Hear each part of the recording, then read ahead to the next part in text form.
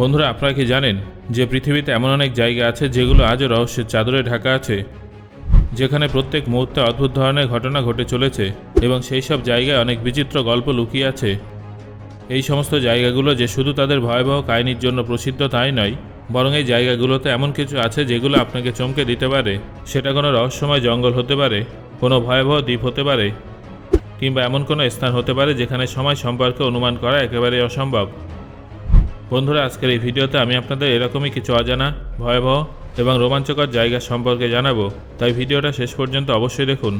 তাহলে চলুন শুরু করা যাক। Number 1, snake island, Brazil. ব্রাজিলের স্নেক আইল্যান্ড পৃথিবীর সবথেকে বিপজ্জনক স্থানগুলোর মধ্যে অন্যতম। ইলা দা কুইমাদা গ্রান্ডে নামে পরিচিত এই দ্বীপটা সাও পাওলোর উপকূল থেকে প্রায় 35 কিলোমিটার দূরে অবস্থিত।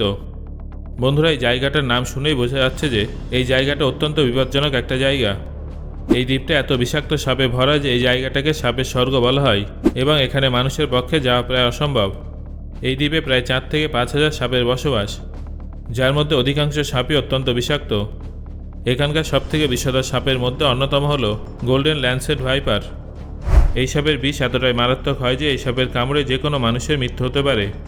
এই সাপের বিষের কারণে এই দ্বীপে বাইরের কোনো মানুষকে বেঁচে ফেরা অসম্ভব। এখানে সাপের সংখ্যা এত বেশি যে এই দ্বীপে মানুষের জীবন একেবারেই সুরক্ষিত নয়। এত বিপজ্জনক হওয়ার পরেও যত দিন যাচ্ছে, বিজ্ঞানী এবং জীববিজ্ঞানীরা ক্রমশ এই জায়গাটা সম্পর্কে আরও বেশি কৌতূহলী হয়ে উঠছেন। তবে সাধারণ মানুষের পক্ষে এই দ্বীপে পৌঁছানো সম্ভব নয়, কারণ ব্রাজিল সরকার এই জায়গাটা পর্যটকদের জন্য সম্পূর্ণ বন্ধ করে দিয়েছে। মাত্র কয়েকজন বিজ্ঞানীর কাছে এই দ্বীপে যাওয়ার অনুমতি আছে, যারা এখানকার সাপ এবং তাদের আচরণ সম্পর্কে গবেষণা করেন। একটা সময় এমনও ছিল যখন বেশ কিছু মানুষ এখানে বেআইনিভাবে গিয়েছিলেন, তবে খুব শীঘ্রই তারা অনুভব করেন যে এখানকার ভয়ানক পরিবেশ এবং সাপের বিষের প্রভাব এই জায়গাটা যে কোনো মানুষের পক্ষেই ভয়ানক প্রমাণিত হতে পারে। এখানকার স্থানীয় বাসিন্দাদের কাছে স্নেক আইল্যান্ড সম্পর্কে অনেক ভৌতিক এবং রহস্যময় কাহিনী শুনতে পাওয়া যায়। তাদের মতে এই দ্বীপে সাপ ছাড়া অনেক অলৌকিক শক্তি আছে। বেশ কিছু মানুষের মতে এই দ্বীপে একটা প্রাচীন মন্দির আছে এবং আজ পর্যন্ত সেটা কেউ খুঁজে পায়নি। আবার কারো কারো মতে এই দ্বীপে গুপ্তধন লুকিয়ে আছে, যেটা এখানকার সাপের অধীনে আছে এবং কেউ সেটা চেষ্টা করলে সাপের কামড়ে তার মৃত্যু হবে। এই সমস্ত কাহিনী শুনলেই বোঝা যায় যে এই দ্বীপটা কতটা ভয়ানক। স্নেক আইল্যান্ড এমন একটা জায়গা যেটা তার সৌন্দর্য এবং আতঙ্কিত পরিবেশের কারণে বহু মানুষের কাছে একটা রহস্যময় এবং ভয়ানক স্থান হিসেবে পরিচিত। Number 2, Stonehenge, England. ইংল্যান্ডের উইলশায়ারে অবস্থিত স্টোনহেঞ্জ একটা প্রাচীন এবং রহস্যময় স্ট্রাকচার, যেটা আজও মানব সভ্যতার কাছে একটা বড় রহস্য হয়ে আছে। এই বিশাল আকৃতির পাথরের স্তম্ভ পৃথিবীর সবথেকে প্রসিদ্ধ এবং রহস্যময় স্তম্ভগুলোর মধ্যে অন্যতম। এই বিশাল পাথরগুলোকে একটা বেড়ার মতো করে তৈরি করা হয়েছে, আর এই জায়গাটা প্রাচীনকালে ধর্মীয় জ্যোতির্বিদ্যা এবং অন্যান্য অলৌকিক কাজের জন্য ব্যবহার করা হতো। এই জায়গাটা আনুমানিক 5,000 বছর পুরনো বলে মনে করা হয়। আজও এর বাস্তব উদ্দেশ্য এবং নির্মাণ বিধি একটা রহস্য হয়ে আছে। এই জায়গাটা শুধুমাত্র ইংল্যান্ডেরই নয়, গোটা বিশ্বের কাছে একটা ঐতিহাসিক সম্পদ। স্টোনহেঞ্জ কে এবং কেন নির্মাণ করেছিল তার উত্তর আজও অজানা।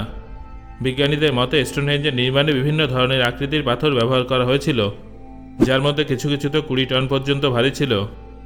এই পাথরগুলো ইংল্যান্ডের দূরবর্তী এলাকা থেকে আনা হয়েছিল, যার ফলে স্বাভাবিকভাবেই প্রশ্ন ওঠে যে প্রাচীনকালে এত ভারী পাথরগুলো স্থানান্তরিত করার কৌশলটা আসলে কী ছিল। বেশ কিছু এক্সপার্টদের মতে এই জায়গাটা প্রাচীন জ্যোতির্বিজ্ঞানীদের দ্বারা সূর্যগ্রহণ এবং চন্দ্রগ্রহণ ট্র্যাক করার জন্য তৈরি করা হয়েছিল। আবার অনেকের মতে এটা একটা ধর্মীয় স্থান ছিল, যেটা প্রাচীন সভ্যতার পুজো এবং অনুষ্ঠানের কেন্দ্র ছিল। স্টোনহেঞ্জের পাথরের একটা রহস্যময় দিক হলো এরা সূর্যের উদয় এবং অস্ত যাওয়ার সঙ্গে মিলে যায়। প্রত্যেক বছর গ্রীষ্মের কর্কট সংক্রান্তির সময় সূর্য স্টোনহেঞ্জের বিশেষ পাথরের মধ্যে থেকে বেরোয়, যেটা একে জ্যোতির্বিজ্ঞানের সঙ্গে জড়িত স্ট্রাকচার হিসেবে যুক্ত করেছে। এই আশ্চর্যজনক ঘটনা একে আরও বেশি রহস্যময় করে তোলে। স্টোনহেঞ্জের সম্পর্কে একাধিক মিথ এবং লোককথা প্রচলিত আছে, যেটা স্থানটাকে আরও বেশি রহস্যময় করে তোলে। এমন একটা প্রচলিত লোককথা অনুযায়ী স্টোনহেঞ্জ আসলে দৈত্য বা জাদুকরের আকারে তৈরি, আর এর পাথরে অলৌকিক শক্তি আছে।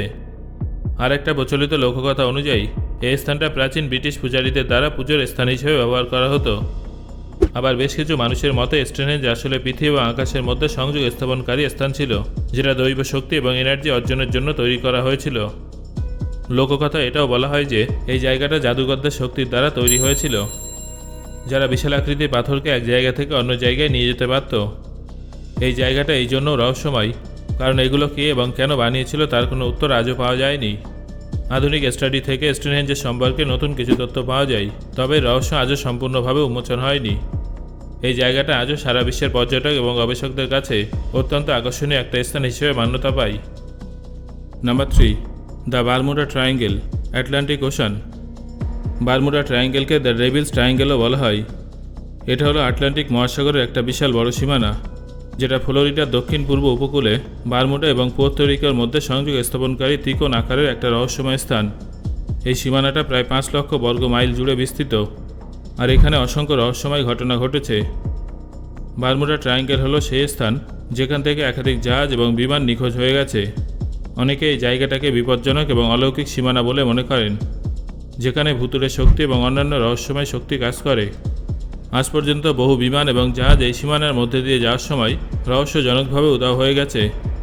1945 সালে ফ্লাইট 19-এর ঘটনা সবথেকে বেশি জনপ্রিয়, যেখানে আমেরিকার 5টা বোমারু বিমান একসঙ্গে উধাও হয়ে গিয়েছিল।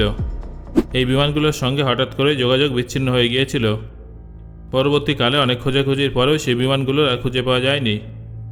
এছাড়া 1918 সালে ইউএস সাইক্লপস নামের একটা জাহাজ, যেটা আমেরিকার একটা নেভি শিপ ছিল, সেটাই সীমানা উধাও হয়ে গিয়েছিল, যেখানে 300-র অধিক যাত্রী উপস্থিত ছিল। এই ঘটনার কারণ আজ পর্যন্ত জানা যায়নি। এই সমস্ত ঘটনার পর বারমুডা ট্রায়াঙ্গেল একটা রহস্যময় এবং বিপজ্জনক এলাকা রূপে পরিচিত হয়ে ওঠে। যদিও এখানে ঘটা সমস্ত বিচিত্র ঘটনা সম্পর্কে বিজ্ঞানীরা অনেক রকম ব্যাখ্যা দিয়েছেন। কিছু কিছু বিজ্ঞানীদের মতে এই সমস্ত এলাকায় সমুদ্রের নিচে মিথেন গ্যাসের বিশাল ভাণ্ডার আছে, যেটা যে কোনো মুহূর্তে বিস্ফোরিত হতে পারে এবং জাহাজ ও প্লেনকে ডুবিয়ে দিতে পারে। এছাড়াও বেশ কিছু বিজ্ঞানীদের মতে এলাকায় শক্তিশালী সমুদ্র স্রোত এবং চৌম্বকীয় শক্তি আছে, যেটা জাহাজ এবং বিমানের দিক নির্দেশকে বিভ্রান্ত করতে পারে, যার ফলে তারা রাস্তা হারিয়ে ফেলে।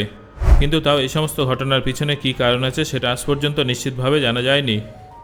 অনেকের মতে এটা একটা ভৌতিক জায়গা, যেখানে অন্য জগতের প্রাণী কিংবা অলৌকিক শক্তি আছে। আবার বেশ কিছু মানুষের মতে এলাকাটা একটা অলৌকিক প্রবেশপথ, যেটা অন্য জগতের সঙ্গে জুড়ে আছে। Number 4, moai statues of Easter island, Chile. চিলির পশ্চিম উপকূলে অবস্থিত ইস্টার আইল্যান্ড তার অদ্ভুত রহস্য এবং মোয় স্ট্যাচুর জন্য বিখ্যাত। বিশাল আকৃতির এই পাথরের মূর্তিগুলো এই দ্বীপে বিচ্ছিন্ন অবস্থায় আছে। এখানে প্রায় 900 মোয় স্ট্যাচু আছে। এই স্ট্যাচুগুলোর কারণে ইস্টার আইল্যান্ড সারা বিশ্বের কাছে আলোচনার কেন্দ্রবিন্দু হয়ে আছে। এই মূর্তিগুলোর নির্মাণ এবং তার উদ্দেশ্য সম্পর্কে আজও অনেক রহস্য অজানা আছে। এই মূর্তিগুলোর সর্বোচ্চ উচ্চতা 10 মিটার এবং ওজন কয়েক টন। এগুলো বিশেষভাবে মানব চেহারার মতো করে ডিজাইন করা হয়েছে। বিশেষজ্ঞদের মতে এই মূর্তিগুলো সাম্প্রদায়িক কাঠামো এবং বিশিষ্ট নেতাদের শ্রদ্ধা জ্ঞাপনের জন্য তৈরি করা হয়েছিল। আবার অনেকের মতে এই মূর্তিগুলো দেবদেবীর পুজোর জন্য স্থাপন করা হয়েছিল, আর এই প্রতিমাগুলো প্রাকৃতিক এবং আধ্যাত্মিক শক্তির প্রতীক ছিল। এই মূর্তির সম্পর্কে সবথেকে বড় রহস্য হলো কয়েক টন ওজন বিশিষ্ট এই ভারী মূর্তিগুলো ছোট একটা দ্বীপের বিভিন্ন স্থানে কীভাবে আনা হলো। এই মূর্তিগুলোর নির্মাণ এবং স্থানান্তরের জন্য বিশেষ কোন কৌশল সম্পর্কে জানা যায়নি। বিশ্বজুড়ে প্রসিদ্ধ এই জায়গাটার সম্পর্কে বিশেষজ্ঞরা এখনও গবেষণা করে চলেছেন। সো বন্ধুরা, ভবিষ্যতে সুযোগ পেলে আপনি এই জায়গাগুলোর মধ্যে কোথায় ঘুরতে যাবেন সেটা অবশ্যই আমাকে কমেন্ট করে জানান। ধন্যবাদ।